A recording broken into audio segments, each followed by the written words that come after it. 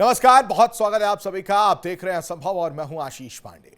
वैसे तो शिवलिंग को समझना मानव ज्ञान के परे की बात है, लेकिन आज हम कोशिश करेंगे शिवलिंग और विज्ञान के अनोखे रहस्य को समझा सकें। सनातन धर्म में शिव अपार शक्ति के मालिक हैं और अपार ऊर्जा का केंद्र भी हैं। उनको हम एक सिंबल के रूप में जानते हैं, जिसको हम शिवलिंग कहते हैं। उस सिंबल से प्रस्तुत करते हैं। बहुत ही इंटरेस्टिंग ये सिंबल है। यकीन मानिए, सनातन धर्म में जो सिंबल है वो आज के विज्ञान में बहुत बड़ा योगदान है।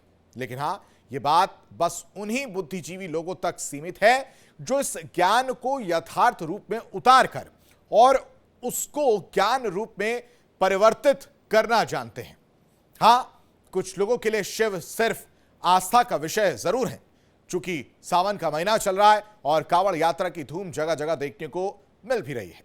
हर तरफ हर्षोल्लास है। कांवड़ यात्रा के बारे में सभी लोग जानते हैं कि कोई हरिद्वार से, कोई ऋषिकेश से गंगा जल लाते हैं, फिर उसको जहां उनके इष्ट देव शिवलिंग होते हैं उन पर अर्पित करते हैं, यानी चढ़ाते हैं, और कुछ सिंबॉलिकली कुछ रिप्रेजेंटेशन देते हैं या कोई आस्था समर्पित करते हैं शिवलिंग के ऊपर। लेकिन कभी हमने सोचा कि क्या शिवलिंग का कोई साइंटिफिक रूप भी है?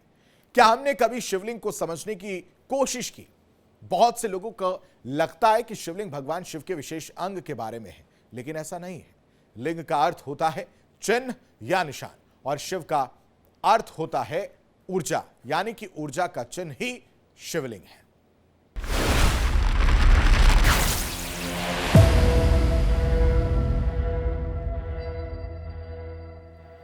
हिंदुस्तान में हम अनादि, अचिंत्य, अनंत, अखंड और स्वयंभू शिव की आराधना करते हैं। लेकिन जब सनातन धर्म के मुताबिक पूजा अर्चना करते हैं तो क्या कभी हमने सोचा कि आखिर हम सिर्फ परंपरागत तरीके से धर्म को मान रहे हैं या समझते भी हैं?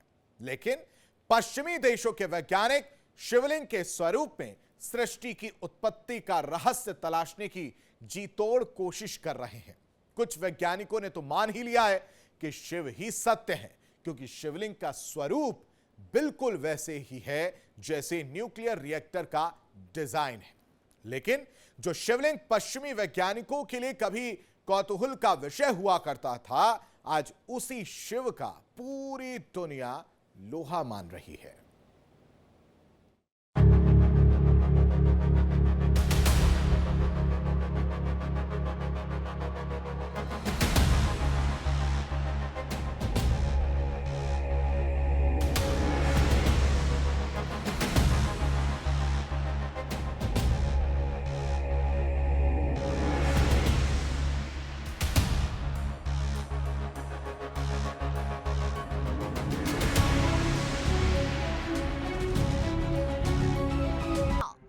फीसदी सच है। भारत का रेडियो एक्टिविटी मैप उठाए, हैरान रह जाएंगे।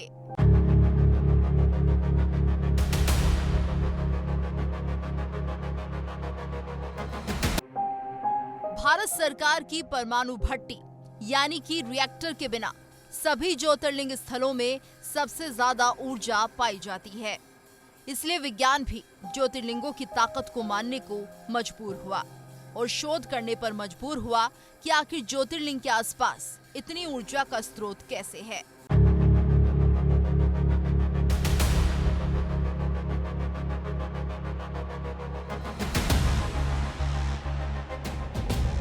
सनातन धर्म में हर क्रिया के पीछे विज्ञान छिपा हुआ है। फिर चाहे पूजा पद्धति हो, त्योहार हो या महीना हो, हर किसी का विज्ञान से सीधा रिश्ता पाया जाता है।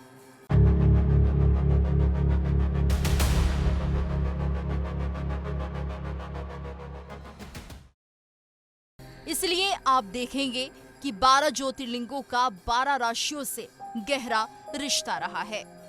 हर एक ज्योतिर्लिंग का खास राशि से गहरा नाता माना जाता है।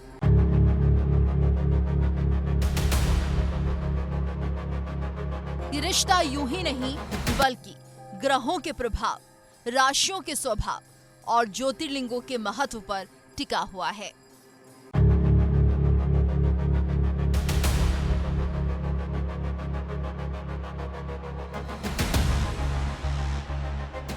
आगे आपको राशियों, ज्योतिर्लिंगों, परमाणु रिएक्टर और विज्ञान के बारे में कुछ और बताएं, लेकिन उससे पहले आपको बताते हैं 12 ज्योतिर्लिंग और राशियों के बारे में।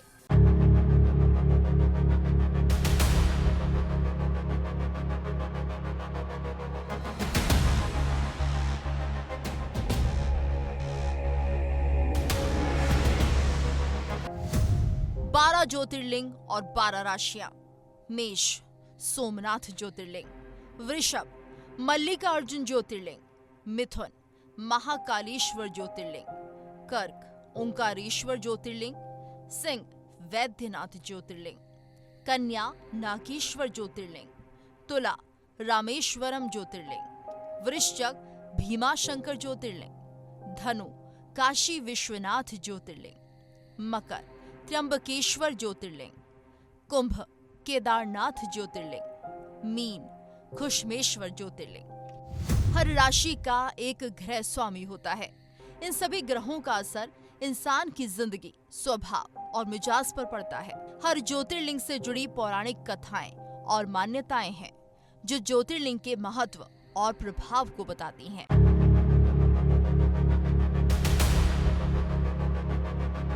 ज्योतिष शास्त्र में ग्रहों और राशियों के आधार पर व्यक्तियों के भविष्य और स्वभाव का आसानी से पता लगाया जा सकता है।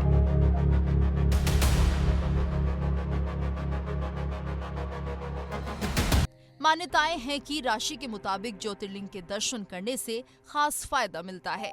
कुछ ज्योतिर्लिंगों की खगोलीय अहमियत है, इसका अपना मूल्य है।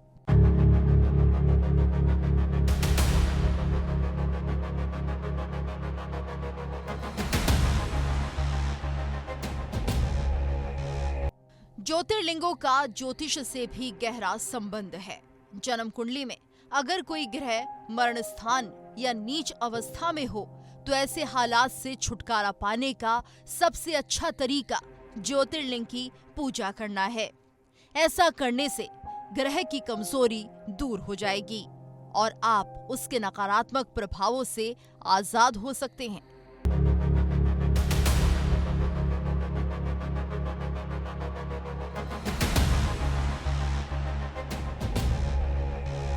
इसके साथ ही जिस भी राशि में कोई ग्रह हो, आप धर्म और सत्य की प्राप्ति के लिए उस राशि से संबंधित ज्योतिर्लिंग की पूजा कर सकते हैं। कुल मिलाकर देखा जाए तो हर एक शिव ज्योतिर्लिंग एक राशि से संबंध रखता है। अब आपको सभी राशियों के बारे में तफसील से बताते हैं कि आपकी राशि का वैज्ञानिक कनेक्शन क्या है। मेष राशि, इसका संबंध रामेश्वरम से है। वास्तव में ऐसा माना जाता है वहां मौजूद ज्योतिर्लिंग को भगवान राम ने स्थापित किया था। धार्मिक दृष्टि से यह अग्नि तत्व का प्रतीक है। हालांकि ज्योतिष के मुताबिक ये सूर्य ग्रह की उच्च राशि को दर्शाता है। वृषभ राशि, वृषभ राशि और विज्ञान का रिश्ता ज्योतिष और खगोल विज्ञान दोनों में पाया जाता है। इससे संबंधित ज्योतिर्लिंग सोमनाथ है। इसे भगवान कृष्ण ने स्थापित किया था, जो खुद वृषभ लगन के स्वामी थे। इसके अलावा ये चंद्रमा ग्रह की उच्च राशि को भी दर्शाता है। मिथुन राशि, मिथुन राशि से जुड़ा ज्योतिर्लिंग नागेश्वर है। इसलिए ज्योतिष के मुताबिक ये शिवलिंग राहु ग्रह की उच्च राशि को दर्शाता है। कर्क राशि, कर्क राशि से जुड़ा ज्योतिर्लिंग ओंकारेश्वर है। इसलिए बृहस्पति ग्रह के गुणों का प्रतिनिधित्व करते हुए ये पंचभूत से जल तत्व का प्रतीक है। सिंह राशि, सिंह राशि के मुताबिक इससे संबंधित ज्योतिर्लिंग वैद्यनाथ है। आगे ये सूर्य की मूल त्रिकोण राशि को दर्शाता है। इसके अलावा ये व्यक्ति की जन्म कुंडली में पंचम भाव से संबंध रखने के लिए जाना जाता है। कन्या राशि, मल्लिकार्जुन ज्योतिर्लिंग का संबंध कन्या राशि से है। ये बुध ग्रह के उच्च का प्रतिनिधित्व करता है। ज्योतिष के मुताबिक ये पंचभूत से पृथ्वी तत्व को भी दर्शाता है। तुला राशि, तुला राशि के जातकों के लिए अगर आप तुला राशि में स्थित शनि को मजबूत करना चाहते हैं तो महाकालेश्वर स्थित ज्योतिर्लिंग की पूजा करें। इस तरह वायु तत्व का प्रतिनिधित्व करते हुए महाकाल भगवान शिव के रूप में जीवन और स्वास्थ्य प्रदान करने के लिए बाध्य हैं। वृश्चिक राशि। वहीं घृणेश्वर ज्योतिर्लिंग मंगल और केतु ग्रह के द्विस्वामित्व से जुड़ा है। धनु राशि। धनु राशि से काशी विश्वनाथ का संबंध है। मोक्ष कारक होने के कारण केतु इस भाव में उच्च का होता है, इसलिए कमजोर केतु के लिए इस शिवलिंग की पूजा करें। मकर राशि। मकर राशि के जातकों के लिए भीमा शंकर ज्योतिर्लिंग रोग निवारक है। ये मंगल ग्रह का प्रतिनिधित्व करता है, इसलिए यहाँ पूजा करने से मृत्यु संबंधी समस्याओं से मुक्ति मिलती है। कुंभ राशि। कुंभ राशि के साथ केदारनाथ का संबंध है। दिलचस्प बात यह है कि कई लोग मानते हैं कि भगवान शिव ने केदारनाथ के रूप में वेदों को सर्वोच्च दर्शन दिया। मीन राशि। आखिर में मीन राशि के लिए त्र्यंबकेश्वर ज्योतिर्लिंग है, इसलिए ज्योतिष के अनुसार ये शुक्र ग्रह की उच्चता को दर्शाता है और भौतिक शरीरों को ठीक करने वाली राशि से जुड़ा है। इसलिए वैज्ञानिक नजरिए से राशियों का संबंध एक मान्य खगोलीय घटना पर आधारित है, लेकिन ज्योतिष में इसका इस्तेमाल व्यक्ति के व्यक्तित्व और भविष्य की भविष्यवाणी करने के लिए एक छद्म विज्ञान माना जाता है। हिंदू धर्म में कुछ भी बिना कारण के नहीं किया जाता। सनातन धर्म में हजारों वर्षों से माने जाने वाले उज्जैन को पृथ्वी का केंद्र माना जाता है, इसलिए उज्जैन में सूर्य और ज्योतिष की गणना के लिए लगभग 2050 वर्ष पूर्व मानव निर्मित उपकरण बनाए गए थे। इसलिए हम कह सकते हैं कि हिंदू धर्म में हर पूजा के पीछे कुछ न कुछ वैज्ञानिक कारण छिपा है। उदाहरण के लिए ओम के उच्चारण से दिमाग शांत होता है, शंख बजाने से कीटाणु मरते हैं और तुलसी के पौधे से हवा शुद्ध होती है। तो हम कह सकते हैं कि वैदिक काल में परमाणु रिएक्टर जैसी कोई चीज नहीं थी। हाँ, परमाणु रिएक्टर आधुनिक विज्ञान और प्रौद्योगिकी का एक उत्पाद है, जबकि वैदिक काल एक प्राचीन सभ्यता थी जो ज्ञान, धार्मिक और दार्शनिक विचारों पर आधारित था। इसलिए इसे कहने में कुछ भी गलत नहीं होगा कि ज्योतिर्लिंग भी वैदिक काल का परमाणु रिएक्टर रहा होगा। Bureau report, India daily.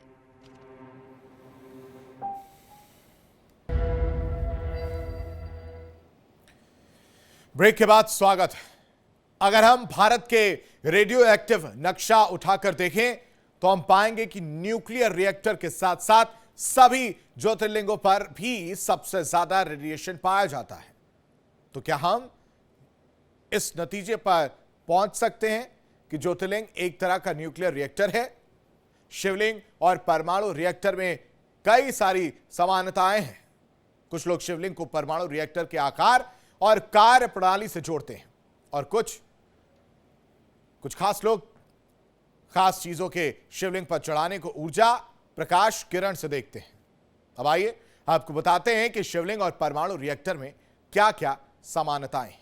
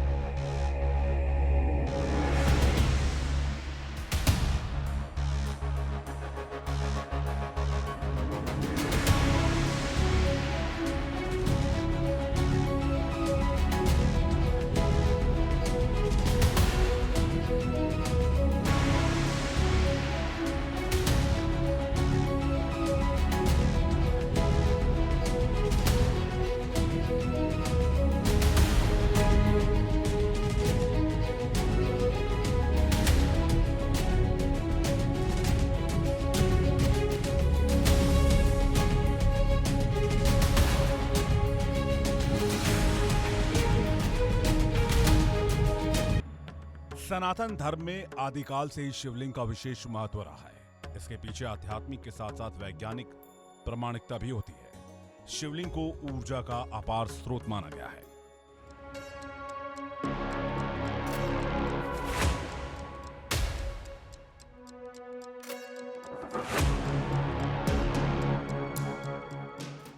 बिलपत्र, आकमन, धतूरा, गुड़ल जैसी चीजें शिव को प्रिय हैं।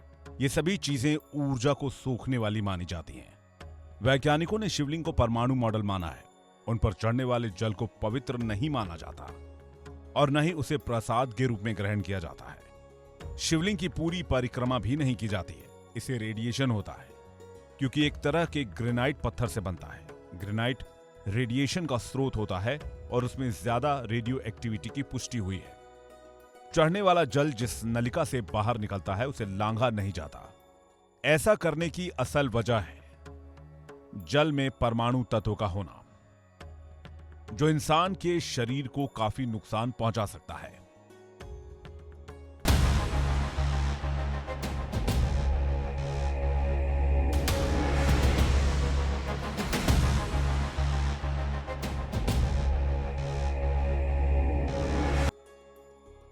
डेनमार्क के वैज्ञानिक बोहर के मॉडल से स्पष्ट होता है कि परमाणु न्यूक्लियस के आसपास अलग ऊर्जा की कक्षाएं मौजूद होती हैं।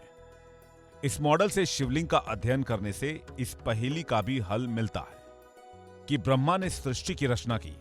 शिवलिंग परमाणु का प्रतिनिधित्व करता है। विष्णु की नाभि से ब्रह्मा को एक कमल पर बैठा हुआ दर्शाया गया है। कमल ऊर्जा का प्रतिनिधित्व करता है जिसमें आकर्षण शक्ति है। कमल नाल झुक सकती है। ये इस बात का प्रतीक है कि ब्रह्मा विष्णु की परिक्रमा करते हैं। मतलब विपरीत विद्युत ऊर्जा की वजह से इलेक्ट्रॉन प्रोटॉन की तरफ आकर्षित होते हैं।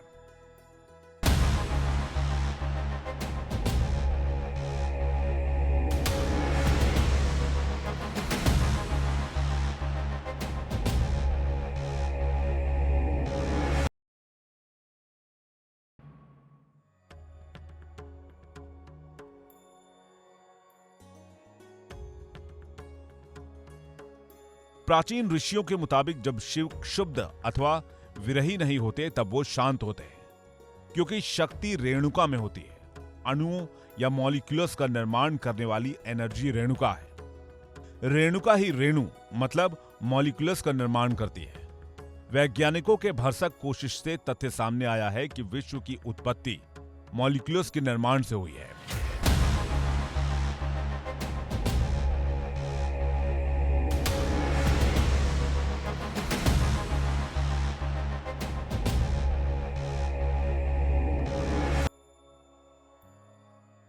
वैज्ञानिकों के रिसर्च करने के बाद यह सबूत सामने आया कि दुनिया की पैदाइश मॉलिक्यूल्स के निर्माण से हुई है।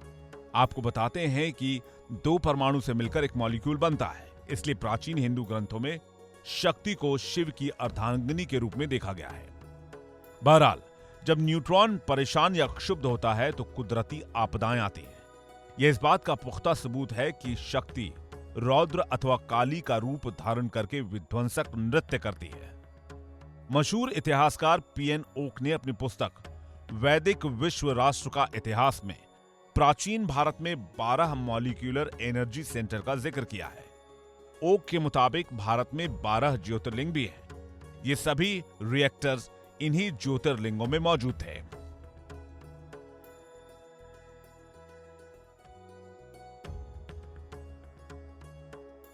कुछ और बताएं उससे पहले आपको बताते हैं ये 12 ज्योतिर्लिंग देश में कहां-कहां मौजूद हैं। अगर आप भारत के रेडियोधर्मी नक्शे पर नजर डालेंगे तो आपको एहसास होगा कि 12 ज्योतिर्लिंग 12 विकर्ण स्थलों के काफी करीब है। यानी इन ज्योतिर्लिंगों को ऊर्जा का केंद्र कहा जाता है, परमाणु रिएक्टर कहा जाता है। बल्कि कुछ किंवदंतियां तो ऐसी हैं जिनमें शिवलिंग को, ज्योतिर्लिंग को परमाणु रिएक्टर के तौर पर परिभाषित किया गया है। यानी ये ऊर्जा का वो स्रोत है जो कि किसी परमाणु रिएक्टर से कम नहीं है। और यही वजह है कि इन 12 ज्योतिर्लिंगों की एक दशा और दिशा निर्धारित है, जिससे कि वहाँ की ऊर्जा बहुत ज़्यादा बढ़ती हुई दिखाई देती है।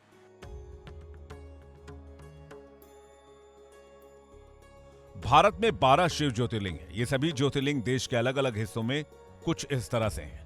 रामेश्वरम तमिलनाडु, सोमनाथ गुजरात, नागेश्वर गुजरात, ओंकारेश्वर मध्य प्रदेश, बैद्यनाथ झारखंड, मल्लिकार्जुन आंध्र प्रदेश, महाकालेश्वर उज्जैन, कृष्णेश्वर महाराष्ट्र, काशी विश्वनाथ उत्तर प्रदेश, भीमाशंकर महाराष्ट्र, केदारनाथ उत्तराखंड और त्र्यंबकेश्वर महाराष्ट्र।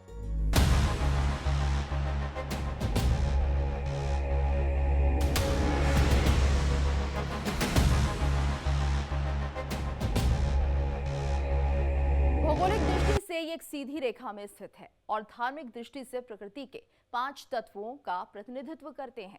अक्सर इन तत्वों को पंचभूत कहा जाता है, जिसका अर्थ है वायु, जल, अग्नि, पृथ्वी और आकाश। इसलिए इन 5 तत्वों के आधार पर शिवलिंग स्थापित किए जाते हैं। तिरुवनायकवल मंदिर में जल, जो अर्थ का प्रतिनिधित्व करता है, तिरुवन्नामलाई मंदिर में अग्नि, कालेश्वरम मंदिर में वायु, कांचीपुरम मंदिर में पृथ्वी, चिदम्बरम मंदिर में आकाश या अंतरिक्ष है।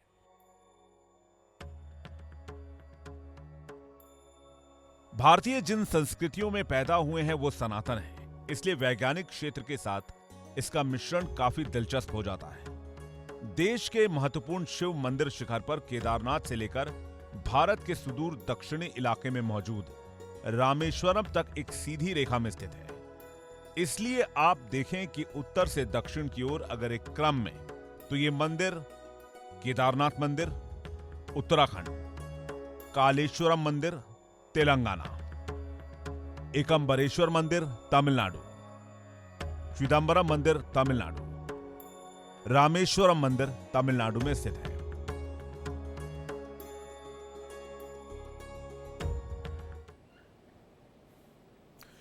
और इसी के साथ असंभव में अभी के लिए बस इतना ही। तमाम बड़ी खबरों के लिए आप बने रहिए इंडिया डेली के साथ। देखिए इंडिया डेली 24/7 अब आपके स्मार्ट टीवी पर। इंडिया डेली मौजूद है सभी डिजिटल प्लेटफॉर्म पर लाइव और लगातार। इंडिया डेली 24/7 हर दिन राष्ट्र को समर्पित।